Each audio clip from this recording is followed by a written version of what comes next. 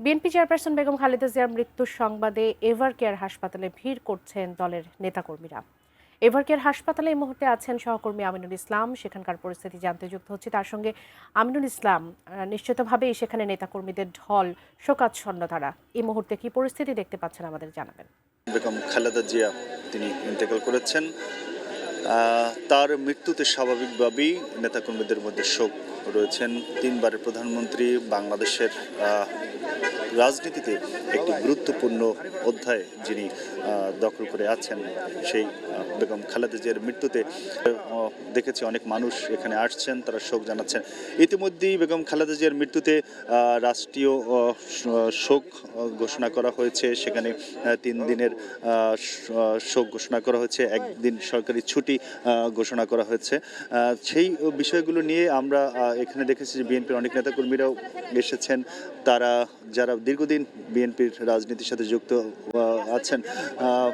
আমাদের সাথে জগন্নাথ বিশ্ববিদ্যালয়ের ছাত্র দলের নেতা ছিলেন, যে সময় তিনি বেগম খালেদা জিয়ার সাথে রাজপথে আন্দোলন শুরু করেছিলেন, রাজপথের বিএনপি রাজনীতিতে এসেছিলেন। আজকে মাদারীপুর থেকে নির্বাচন করছেন। 32 ইঞ্চি জেভিকো টিভি এখন মাত্র 15,000 টাকায়, সাথে পাচ্ছেন 3 বছরের প্যানেল ওয়ারেন্টি। খোকন তালুকদার তিনি আমাদের সাথে রয়েছেন। দীর্ঘদিন তিনি বিএনপির রাজনীতির সাথে বেগম খালেদা জিয়ার সাথেও রাজনীতি করেছেন। তার কাছ থেকে আসলে জানবো, তার এই চলে যাওয়াকে আসলে স্বাভাবিকভাবেই সবাই শোকাহত। আপনার অনুভূতিটা যদি জানেন। দেশনেত্রী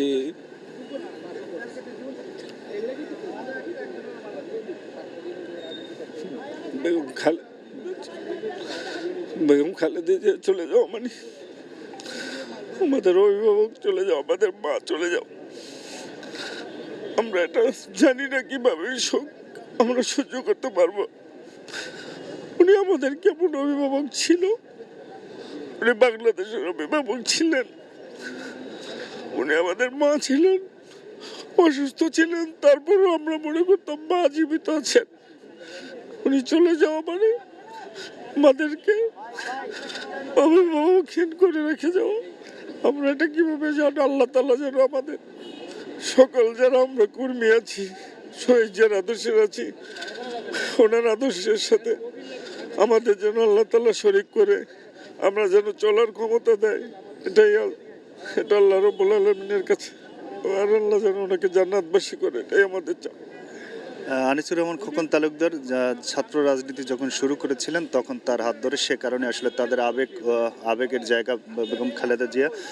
তিনি তার আবেগটি যেমন প্রকাশ করলেন, এমন করে আসলে যারা এখানে আসছেন তাদের কাছে আসলে আমরা যদি জানতে চাই, আসলে সেটা অনেকটাই তারা বাকরুদ্ধ। তারা যে কথাগুলো বলছেন যে সেই জায়গাতে বেগম খালেদা জিয়া তাদের কাছে বেশ তাদের রাজনীতির সাথে, তাদের আবেগের সাথে জড়িয়ে আছেন। আমরা যদি আসলে তার বিগত সময়ের সেই দিনগুলোর কথাই স্মরণ করি, যখন প্রেসিডেন্ট জিয়াউর রহমান আততায়ীর গুলিতে নিহত হন, তারপরে গৃহবধূ বেগম খালেদা জিয়া রাজনীতির মাঠে আসলেন, বিএনপির হাল ধরলেন, সময় তিনি সামনে এগিয়ে নিলেন এবং সরকার গঠনেও তার নেতৃত্বে প্রথম 1991 সালে গণতান্ত্রিক যাত্রায় বিএনপি সরকার গঠন করলেন এবং তিনি প্রথম নারী প্রধানমন্ত্রী হিসেবে দায়িত্ব নিলেন বাংলাদেশের ইতিহাসে। সেই ইতিহাসের অংশ হয়ে যাওয়া নেত্রী তারপরে তার রাজনৈতিক বিভিন্ন যে লড়াই সংগ্রাম, তার মধ্যে দিয়ে তিনি আপসহীন নেত্রী হিসেবে আখ্যায়িত হন এবং তাকে সেভাবেই বিএনপি এবং দেশের মানুষ তাকে সেই উপাধিতে দিয়ে তাকে সেভাবেই দেখছেন। এই বেগম খালেদা জিয়ার মৃত্যুতে ইতিমধ্যে আমরা বলেছি যে রাষ্ট্রীয় শোক ঘোষণা করা হয়েছে। আগামীকালকে সরকারি ছুটি এবং 3 দিনের রাষ্ট্রীয় শোক। এছাড়াও দলের পক্ষ থেকে গুলশান কার্যালয়ে শোক বইতে স্বাক্ষর অনুষ্ঠানের যেন স্বাক্ষর করতে পারে সেইটি ব্যবস্থা রাখা হয়েছে। 30 ডিসেম্বর বেলা 3টা থেকে রাত 9টা এবং 31 ডিসেম্বর বিকেল 4টা থেকে রাত 9টা, 1 জানুয়ারি সকাল 10টা থেকে সন্ধ্যা 6টা পর্যন্ত এই স্বাক্ষর দেওয়ার জন্য সেখানে বই থাকবে।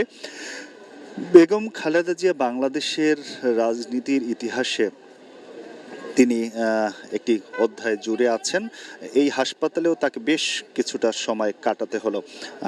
ডক্টররা সর্বশেষ চেষ্টা করেছেন তাকে সুস্থ করার জন্য, কিন্তু তাকে আর সেই সুস্থ করে ফেরানো গেল না।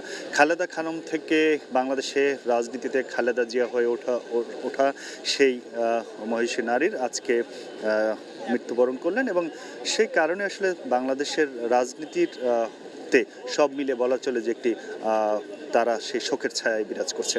তো এই ছিল আমার কাছে এভার কেয়ার হাসপাতালের সামনে বেগম খালেদা জিয়ার মৃত্যুর পরের যে অবস্থা বিরাজ করছে তার খবর।